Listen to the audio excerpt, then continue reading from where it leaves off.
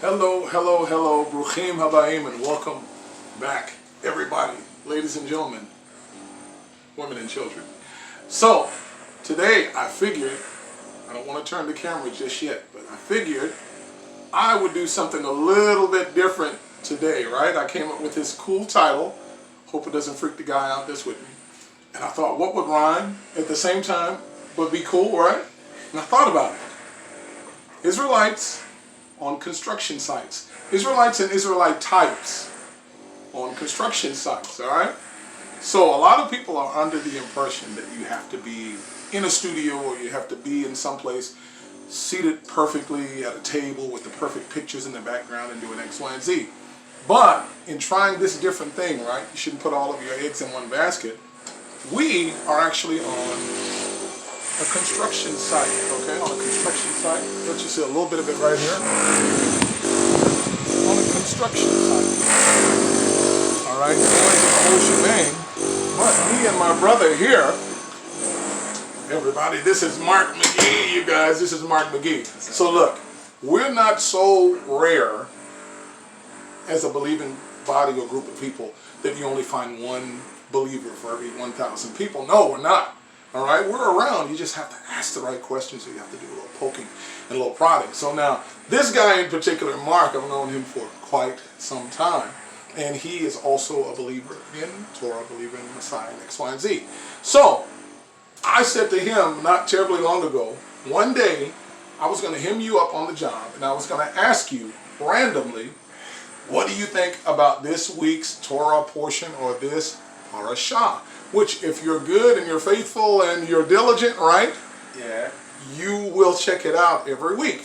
So this particular week, the portion is Parashat Re'eh. Re'eh, which means to see, right? All right, spelled with Resh, Aleph, and the Hey, right? But it means more, Mr. McGee, than just seeing with your eyes. It means to see with eyes beyond the regular eyes. As a matter of fact, another name for a prophet in the Hebrew Bible is Ro'eh, one who sees, okay? So, here we go.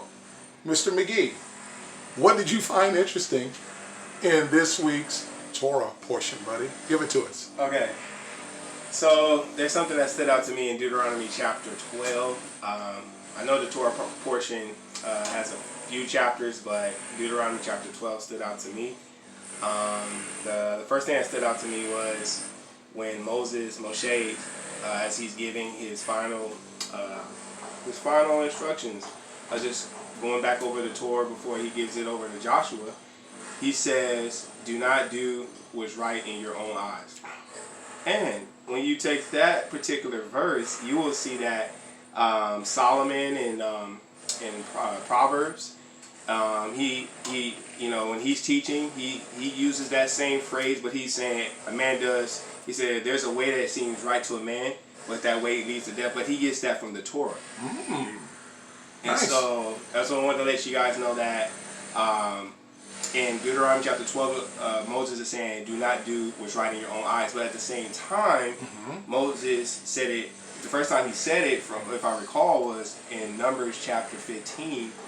When he gave the instructions about wearing, when y'all said you must wear these fringes or tassels as a reminder, so that you can be accountable for the whoring that you do with your eyes. Because every man wants to do what's right in his own eyes and whore with his eyes. Right, now funny, wait a minute, let me stop it there for a second, because you know how things work.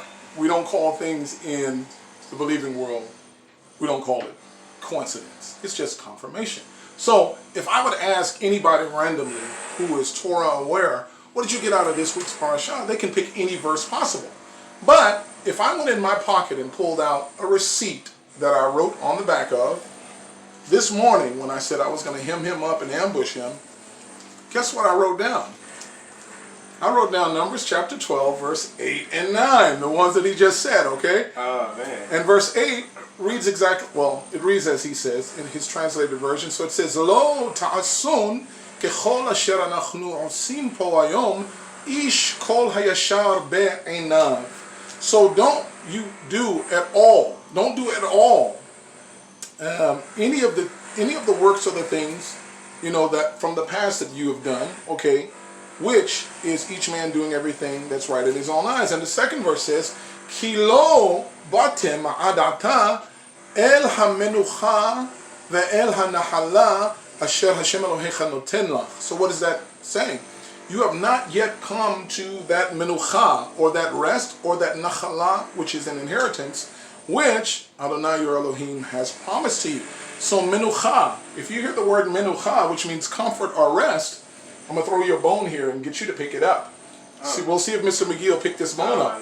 So hamenucha means the one who brings comfort, or the comforter. Okay. Do you know that there's a mini sermon? The Apostle Paul did a mini sermon on this parasha in the book of Hebrews. You have your phone on you? Oh. Can you find Hebrews chapter 3 on your phone? Yeah. Is it 3 or 4? One of the two. If you hear Go ahead and fish it out while you're thinking about it. harden your heart, Yeah. as they did in the rebellion. Right. Fish it out while you're thinking about it. Okay. So yeah, he does a mini sermon on this exact parasha. I have it. Okay, you want to read that part? Okay. So Hebrews chapter 3 verse 7 says, Therefore, as the Holy Spirit says, today, if you hear his voice, do not harden your hearts as in the rebellion, on the day of testing in the wilderness, where your fathers put me to the test and saw my works for 40 years. Therefore, I was provoked with that generation and said, they always go astray. And in their heart they have not known my ways. As I swore in my wrath, they shall not enter my rest. My rest, my menucha, my menucha. So, anyway, Can I add to that? I don't know what you guys think, but I think Mr. McGee passed the litmus test here. He passed the stress test. Because not only did he pick the same verse that stood out to me, he picked that one, okay, unscripted, unchoreographed, but then he could also find the mini sermon that the Apostle Paul, or Shaul, made about this parasha in the book of Hebrews chapter 3. That rest that was promised, he says, you have not yet. Now keep in mind, even though they had not crossed the river of Jordan yet, they were still to the point where a change of command is coming up. So they were there.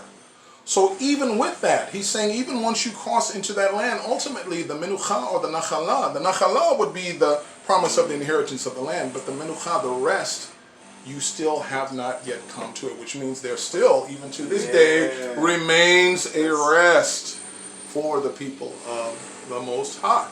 So, Mr. McGee, thank you very much for coming and popping onto my humble, lowly YouTube channel. And again, I'm calling this, because I like to do this randomly, you'll see him more, and you'll see some other people too, but I like to call it Israelites on a construction site, or Israelite types on a construction site. So with that, Hey Dave, I just wanted to say one more thing. Sure. Were you familiar with the fact, you probably was, that not Psalms 95, even King David brought it up here, where he says the same thing. He says that Psalm 95, verse 6 says, Oh, come, let us worship and bow down. Let us kneel before the Lord our Maker. For he is God. For he is Yah. And we are the people of his pasture and the sheep of his hand. Today, if you hear his voice, do not harden your hearts as in Meribah. At Meribah, on the day of Massa, in the wilderness, when your fathers put me to the test and put me to the proof, though he seen my works for 40 years, I loathe that generation. They are people that always go astray in their heart, and they have not known my ways. Therefore I swore in my wrath, they shall not enter into my rest. there you go. Yes, I was very familiar with that, and it goes once again to prove the point that our types will always keep pushing. Is that there was one set of instructions given to mankind by way of the revelation of the Most High to mankind, which was through his Torah. And as you can see, not only did the prophets refer to it and quote it, but also the writers and those who wrote the Psalms and the Proverbs and all these different things. And then eventually at the end, the Ha'edut, or the witnesses, which are in the era of the Brit HaChadashah, they also referred to it again as well. Okay, so I hope that this was a blessing to you all, and that you got a little something edifying out of it. And until the next time we see each other, shalom to you, shalom lechem to you, and Mark Ryan and your family too. To your family. Okay, we'll see you all soon. Yalla, bye.